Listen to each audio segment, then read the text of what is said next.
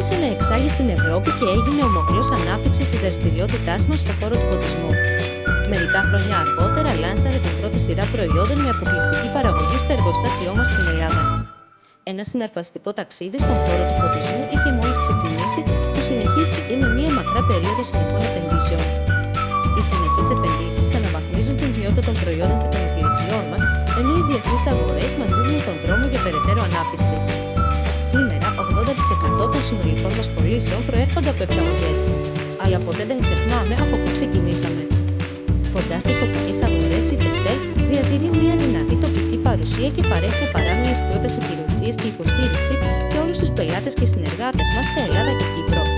Εξατομικευμένες παραγωγές, άμεση χρόνη παράδοσης, 100% καθαρά υλικά,